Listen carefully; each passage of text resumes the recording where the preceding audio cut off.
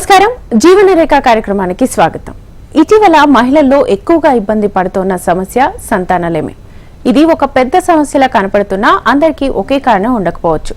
ఎక్కువ మంది మహిళల్లో సంతానలేమికి కారణమవుతున్న థైరాయిడ్, అధిక బరువు, పీసీఓడి, ఫాలోపియన్ ట్యూబ్స్ లో లోపాలు తదితర అంశాలపై మీ సందేహాలకు 49 సంతాన సాఫల్యత కేంద్రం డాక్టర్ శృతి గారు మనతో పాటు ఉన్నారు.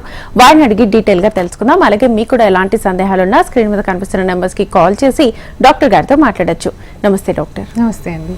సో ఈ మధ్య కాలంలో సంతానలేమి అనేది బాగా ఎక్కువగా కనిపిస్తుంది. సో ఎందుకు, ఓవరాల్ గా ఏంటి ప్రాబ్లం ఏంటి అసలు? సో సంతానలేమి అంటే ఇన్ఫర్టిలిటీ అంటారనమాట అండి. సో ఇన్ఫర్టిలిటీ ప్రాబ్లం ఇప్పుడు ఒక ఆడవాళ్ళదే కాదండి. First thing I want to clear is infertility is a problem of the couple. So infertility అనగానే please don't start advising things to female, మీరు వెళ్ళి చూయించుకోండి, అలా కాదు. సో ఇద్దరికి కామన్ గా ఇప్పుడు కపుల్ లాగా మనం ట్రీట్ చేయాలన్నమాట వాళ్ళని.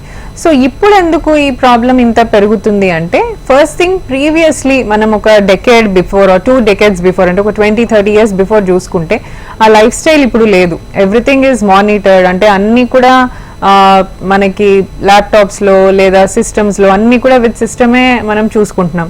అండ్ ఫిజికల్ యాక్టివిటీ చాలా తగ్గిపోయింది. సో వాట్ ఎవర్ వర్క్ అయినా సరే ఇక్కడి నుంచే, హోంవర్క్స్ అయినా సరే అందులోనే. సో ఫిజికల్ యాక్టివిటీ అంతా కూడా తగ్గిపోయింది అనమాట. సో అండ్ ఇది వరకు తీసుకున్న ఫుడ్ అనేది ఆర్గానిక్ ఫుడ్, కంప్లీట్గా organic cultivation without any pesticides కానీ లేదా ఆర్టిఫిషియల్ గా రైపెన్ చేసే థింగ్స్ కూడా ఏమి యూస్ చేసేది కాదు. సో పంట అనేది న్యాచురల్ గా వచ్చేది, అదే ఫుడ్ మనం తీసుకునేవాళ్ళం. సో ఒరిజినాలిటీ అండ్ క్వాలిటీ అనేది చాలా ఉండేది ఆ టైంలో. So what is lacking in this generation is lack of physical activity అండి. ఎక్కువ సెడెంటరీ లైఫ్ స్టైల్ అయిపోయింది. The era has become completely digitalised and computerised. So we are little moving towards western culture. Food కూడా westernise అయిపోయింది. So people started eating lot of pizzas and burgers and getting addicted to habits, alcohol, smoking, drugs అని రకరకాల problems, రకరకాల addictions వస్తున్నాయి. So quality of life తగ్గిపోయింది. దానివల్ల అన్ని organs effect అయినట్టే రీప్రొడక్టివ్ ఆర్గన్స్ కూడా ఎఫెక్ట్ అవుతున్నాయి. దానివల్ల ఎగ్స్, స్పర్మ్స్ క్వాలిటీ తగ్గటం వల్ల we're seeing so many infertility problems. PCOD అని, థైరాయిడ్, ఎండోమెట్రియోసిస్ అని, మేల్స్ లో తర్వాత స్పర్మ్ కౌంట్ లో అయిపోవడం, 0 అయిపోవడం. సో ఇలా too many problems are on the rise these days అన్నమాట. ఓకే, కాలర్ ఉన్నారు ప్రసాద్ కామారెడ్డి నుంచి. నమస్తే అండి. హలో, నమస్తే అండి, మాట్లాడండి డాక్టర్ గారితో. Madam good afternoon. Madam good afternoon అండి. మేడం మా మిస్సెస్ కి ఎక్టోపిక్ ప్రెగ్నెన్సీ వచ్చింది మేడం, ఒక 6-7 years బ్యాక్. ఓ ఓకే. వచ్చిన తర్వాత అది అందులో ప్రెగ్నెన్సీ అది స్టోర్ అయిపోయేసరికి చాలా సివియర్ అయింది మేడం కండిషన్. అందుకని చెప్పేసి నేను ఇక్కడ వరంగల్ MGM లో అంబులెన్స్ తీసుకెళ్లి ఎక్టోపిక్ సర్జరీ అయింది హాస్పిటల్ చేయించాను. ఓకే అండి. ఏ సైడ్ వచ్చిందండి ఎక్టోపిక్? మేడం ఏ సైడ్ వచ్చిందండి ectopic? Madam left side madam. Left side, okay. అదే ఎక్టోపిక్ సర్జరీ కంప్లీట్ అయిపోయిన తర్వాత మళ్ళీ మనకి ఏంటంటే రైట్ సైడ్ లో ఒక అనవేర్ ట్యూబ్ ఉంటుంది కదా మేడం. అవును. అయితే అది దానివల్ల ఏమైందంటే అది కూడా పాక్షికంగా మూసుకుపోయింది మేడం. Okay okay. మూసుకుపోయింది. నాకు ఒక పాప ఉంది మేడం, ఒక 12 years పాప. అయితే మళ్ళీ మాకు ప్రెగ్నెన్సీ కావాలని చెప్పేసి మేము చాలా హాస్పిటల్ కన్సల్ట్ అయ్యాను మేడం. ఓకే అండి. వాళ్ళు ఏమని చెప్పారంటే, మీరు ఒకవేళ మళ్ళీ లాప్రోస్కోపీ చేయించుకున్నా కానీ మరి మీకు మళ్ళీ ఎక్టోపిక్ వచ్చే ఛాన్సెస్ ఉంటుంది, కాబట్టి మీరు ఎందుకు ఒక పాప ఉంది అని చెప్పేసి అంటున్నారు మేడం. కొంచెం నాకు బాధ చేస్తుంది. మళ్ళీ మనకి ప్రెగ్నెన్సీ కావాలి, బాబు కావాలని ఆలోచిస్తే మరి ఒకసారి మీ టీవీలో స్కూలింగ్ అవుతుంది మేడం, అందుకని కాల్ చేశాను మేడం. సమస్య పరిష్కారం చెప్పండి మేడం. యా ప్రసాద్ గారు, ఫస్ట్ థింగ్ ఈ ప్రాబ్లమ్ కి డెఫినెట్లీ సొల్యూషన్ ఉంది. ట్యూబ్స్ ఒకటేమో left side ectopic is an emergency, కాబట్టి ఖచ్చితంగా ఆ టైంలో తన లైఫ్ ని సేవ్ చేయడం కోసం ట్యూబ్ ని తీసేయాల్సిందే. అంతకుమించి డాక్టర్స్ ఏం చేయలేరు కూడా. సో ఒక ట్యూబ్ తీసేశారు, ఇంకో ట్యూబ్ కూడా, అది other tube right side also కూడా బ్లాక్ స్టార్ట్ అయింది అని చెప్పారు. 2 ట్యూబ్స్ బ్లాక్ ఉన్నా సరే మీకు హ్యాపీగా ప్రెగ్నెన్సీ ఛాన్స్ ఉందండి with the help of IVF. So ఇలాంటి కపుల్స్కే IVF అనేది ఒక వరం లాగా వచ్చిందనమాట. So IVF technology, ICSI technology use చేస్తే మీకు పిల్లలు పుట్టే ఛాన్స్ చాలా బాగుంటుంది. సో దీని గురించి మీరు మీ ఒక ఫర్టిలిటీ స్పెషలిస్ట్ ని కానీ వెళ్ళి కనుక్కోవచ్చు ఎలా ఉంటది ప్రాసెస్ ఏంటి అనేది. సో IVF అనేది భయపడాల్సిన ప్రొసీజర్ కాదండి, ఇది ఒక సర్జరీ కూడా కాదు. చిన్నగా ఎగ్స్ ఫీమేల్ నుంచి ఎగ్స్ బయటికి తీస్తారు, మీ వైఫ్ ఎగ్స్ తీసుకుంటారు, మీ స్పర్మ్ తీసుకుంటారు, దెన్ బేబీని ల్యాబ్ లో మనం తయారు చేస్తాం అనమాట. సో దీన్ని అందుకనే టెస్ట్ ట్యూబ్ బేబీ అని కూడా అంటారు. సో ఈ బేబీని మనం without the help of tubes vagina నుంచి గర్భసంచిలో బేబీని పెడతామన్నమాట. సో ఈ టోటల్ ప్రొసీజర్ లో ఎక్కడా కూడా మనకు ట్యూబ్స్ అవసరం లేదు. సో 2 ట్యూబ్స్ లేకపోయినా 2 ట్యూబ్స్ బ్లాక్ అయినా కూడా మీకు ప్రెగ్నెన్సీ వచ్చే ఛాన్సెస్ బాగుంటాయండి. But you have to go to IVF centre అన్నమాట. సో ఐవీఎఫ్ ప్రొసీజర్ ద్వారా మీకు పిల్లలు కలిగే ఛాన్స్ ఉంటుంది. ఇంకా వైఫ్ ఏజ్ ఇంకా ఎక్కువ అవ్వక ముందే మీరు ఐవీఎఫ్ స్టార్ట్ చేసుకుంటే the younger the age the more the success of the procedure. Okay, so చాలా మందికి ఉన్న డౌట్ ఏంటంటే థైరాయిడ్ ఉంటే పిల్లలు పుట్టే అవకాశం ఉండదా అని చెప్పేసి. ఫస్ట్ ఇన్ఫర్టిలిటీ కోసం పిల్లల కోసం వచ్చినప్పుడు కూడా ఫస్ట్ అడిగే క్వశ్చన్ థైరాయిడ్ ఉందా లేకపోతే ఇర్రెగ్యులర్ పీరియడ్స్ ఉన్నాయా అని. సో థైరాయిడ్ అంత డేంజరా? సో థైరాయిడ్ యాక్చువల్లీ ఏంటంటే ఇట్స్ వెరీ కామన్. ఎందుకు అడుగుతున్నాము, అది డేంజర్ అనియో లేదా అదొక పెద్ద ప్రాబ్లం అని కాదు, కానీ thyroid it's becoming very common these days. So ఎవరికి చూసినా థైరాయిడ్ కూడా కొంచెము లైఫ్ స్టైల్ చేంజెస్ వల్ల లేదా పీసీఓడి ఎక్కువ ఉండటం వల్ల థైరాయిడ్ రావటం, ఈ హార్మోన్స్ అన్ని ఇంటర్లింక్డ్ అనమాట. సో బాడీలో ఒక్కసారి ఏదైనా హార్మోనల్ చేంజ్ స్టార్ట్ అయితే అన్ని హార్మోన్స్ మెల్లిమెల్లిగా ఎఫెక్ట్ అవుతూ ఉంటాయి. So thyroid is also one among them because it is more common and easily correctable and identifiable. కాబట్టి థైరాయిడ్ ఒకవేళ ఉంది అని తెలిస్తే వెంటనే జస్ట్ ఒక టాబ్లెట్ ద్వారా థైరాయిడ్ మెడికేషన్ తీసుకోవటం వల్ల తను అబ్సల్యూట్లీ నార్మల్ అయిపోతుందండి. With in probably 1 month or 2 months లో థైరాయిడ్ సమస్యని మనం ఈజీగా సొల్యూషన్ పొందొచ్చు with the tablet. Once thyroid is controlled or it is corrected, దాని తర్వాత మీకు ప్రెగ్నెన్సీ ఛాన్సెస్ ఈక్వల్ గా ఉంటాయండి. సో థైరాయిడ్ అంత డేంజర్ ఏం కాదు. ఒకటి ఏంటంటే అది ఐడెంటిఫై చేసుకోవాలి, అది కూడా one of the reason for infertility. కాబట్టి థైరాయిడ్ అనేది చిన్న పరీక్ష, చాలా కామన్ గా అందరిలో వస్తుంది కాబట్టి చిన్న టెస్ట్ లో తెలిసిపోతుంది అండ్ మెడిసిన్ తీసుకోగానే మీరు వెంటనే కన్సీవ్ అయిపోతారు. సో ఇర్రెగ్యులర్ పీరియడ్స్ ఉన్నా సంతానలేమి ఉన్నా థైరాయిడ్ ఒక రెగ్యులర్ టెస్ట్ లాగా మనం అందరికీ చేస్తూ ఉంటాము. సో ఇది ఒకసారి నార్మల్ వచ్చింది కదా అని కాకుండా మళ్ళీ ఒక 6 months గ్యాప్, 1 year గ్యాప్ అవుతుంది మీరు లాస్ట్ టైం థైరాయిడ్ చేయించుకొని అంటే డెఫినెట్లీ మళ్ళీ చేయించుకోండి. సో థైరాయిడ్ ఇప్పుడు లేకపోయినా తర్వాత వచ్చే ఛాన్సెస్ ఉంటాయి. సో థైరాయిడ్ టెస్ట్ చేసుకొని అది నార్మల్ గా ఉంది అంటే మీకు హెల్తీ ప్రెగ్నెన్సీకి ఛాన్సెస్ చాలా బాగుంటాయి. Okay, next caller Hema Hyderabad నుంచి. నమస్తే అండి. నమస్తే అండి, మాట్లాడండి డాక్టర్ గారితో, మీ డౌట్ ఏంటో అడగండి. నమస్తే మేడం. హేమ గారు నమస్తే అమ్మా, చెప్పండి. మేడం ఫస్ట్ పాప ఉంది మేడం, తర్వాత 11 years అవుతుంది పాప. తర్వాత ప్రెగ్నెన్సీ కాలేదు మేడం. అయితే తర్వాత హాస్పిటల్కి వెళ్ళి చూపించుకుంటే షుగర్ ఉంది అని చెప్పారు. అయితే ప్రెగ్నెన్సీ ట్రై చేయొచ్చా చేయకూడదా మేడం? అట్లనే సాగుతుంది. సో మీకు షుగర్ వచ్చి ఎన్ని సంవత్సరాలు అవుతుందండి? మేడం 9 months అవుతుంది మేడం. 9 months అవుతుంది. Is it under control? Medicines వాడుతున్నారా? మెడిసిన్ వాడుతున్నాం. ఫస్ట్ 2 tablets ఇచ్చారు, తర్వాత 1 month తర్వాత 1 tablet ఇచ్చారు. తర్వాత ఇంకా ఇప్పుడు ఎవ్రీ మంత్ వెళ్ళి నేను చెక్ చేయించుకుంటున్నాను మేడం. కంట్రోల్లోనే ఉంది.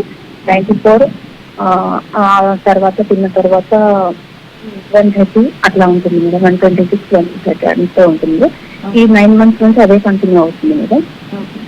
ఇప్పుడు ఒకవేళ ప్రెగ్నెన్సీ ట్రై చేసిన తర్వాత ఇన్సులిన్ తీసుకోవాలా లేకపోతే తీసుకోవాల్సిన అవసరం లేదు? అంటే ఇట్లానే నార్మల్ కంట్రోల్ ఉంటే. యా, సో మీ క్వశ్చన్ చాలా కామన్ క్వశ్చన్ అండి. సో ఇప్పుడు మళ్ళీ మీకు డయాబెటీస్ స్టార్ట్ అయింది, ఫస్ట్ లో ప్రెగ్నెన్సీ హ్యాపీగా వచ్చేసింది, ఒక పాప కూడా ఉంది మీకు. డయాబెటీస్ ఇప్పుడే స్టార్ట్ అయింది కాబట్టి మీకు ఎంత లెవెల్స్ లో రేంజ్ ఉన్నాయి, మీరు 94 అలా అంటున్నారు. So that is I can say it is under control. మీరు ప్రాపర్ డైట్ లోనో విత్ మెడిసిన్ తో కానీ మంచిగా కంట్రోల్ చేసుకుంటున్నారు. So as a part of your diabetes control ఒక ప్రాపర్ ఎక్సర్సైజ్ స్కెడ్యూల్ అండ్ ఒక డైట్ స్కెడ్యూల్ మీరు ఖచ్చితంగా ఫాలో అవ్వాలండి. డయాబెటీస్ ఉన్న వాళ్ళకి ప్రెగ్నెన్సీ కూడా కొంచెం రిస్కే అనమాట. అంటే ప్రెగ్నెన్సీ రావడంలో ప్రాబ్లమ్స్ రావచ్చు, ఒకవేళ కన్సీవ్ అయినా మళ్ళీ అబార్ట్ అవ్వచ్చు. సో ఇలాంటి ప్రాబ్లమ్స్ రాకుండా మీరు 100% మంచిగా కంట్రోల్ వచ్చిన తర్వాత మీ HbA1c levels should be less than 6.5. So ఈ HbA1c అనేది మీ 3 months డయాబెటిక్ కంట్రోల్ ఎలా ఉంది అనేది చూపిస్తుంది అనమాట.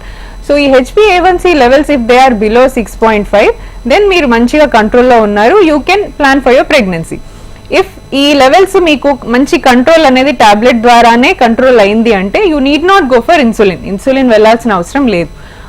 ఈ టాబ్లెట్స్ తో కూడా కంట్రోల్ లేదు అన్నప్పుడు మాత్రమే ఇన్సులిన్ వాడతారు. ఇప్పుడు మెడిసిన్స్ చాలా ఓరల్ టాబ్లెట్స్ అనేవి చాలా మంచిగా ఎఫికేషియస్ గా పనిచేస్తున్నాయండి. సో ఒకసారి ఎండోక్రైనాలజిస్ట్ దగ్గర వెళ్తే వాళ్ళు మీ బ్లడ్ లెవెల్స్ చెక్ చేసి దాన్ని బట్టి మీకు ప్రాపర్ డోసేజ్ ఇస్తారు.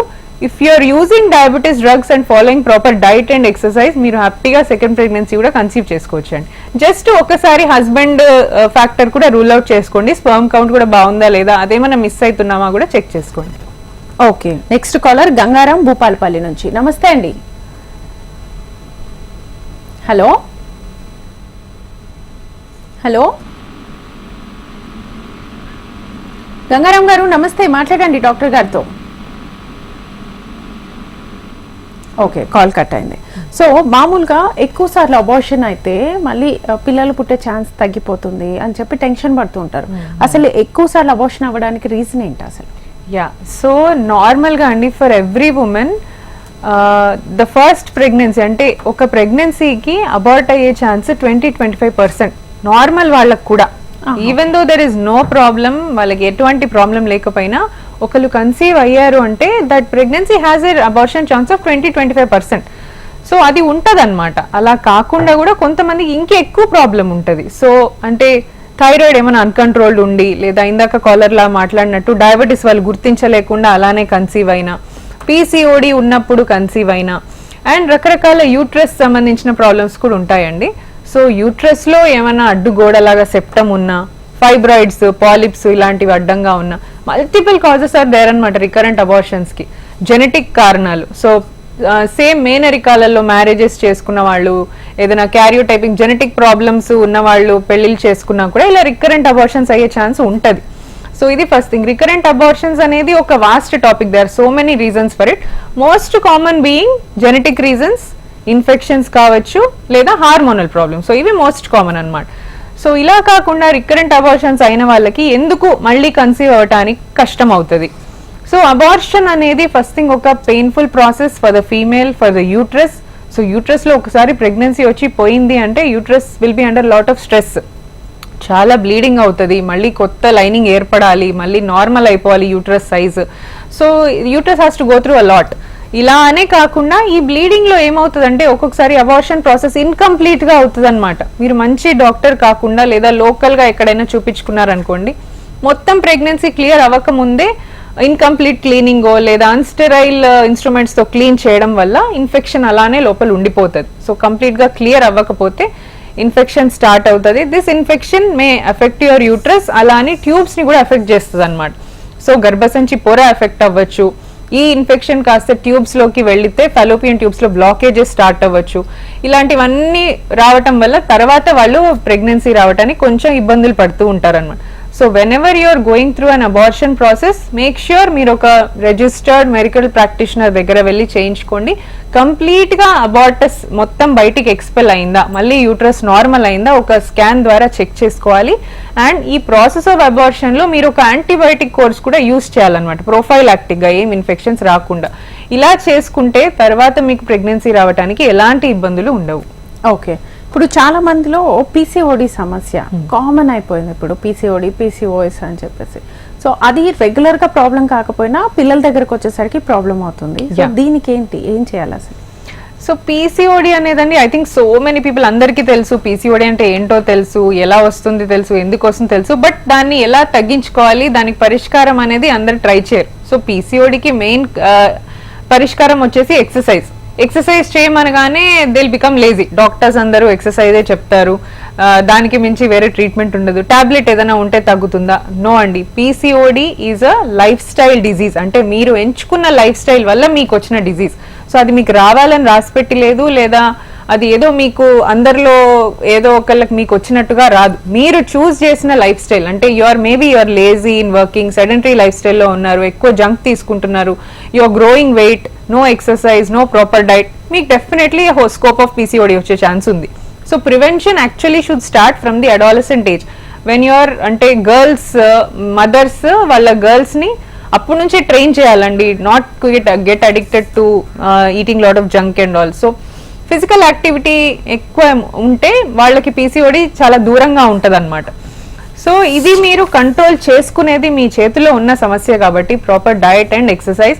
మీకు ఎంత ఇది బోరింగ్ గా అనిపించినా ఎస్, పీసీఓడికి మెయిన్ ట్రీట్మెంట్ అనేది ఎక్సర్సైజ్ మాత్రమే.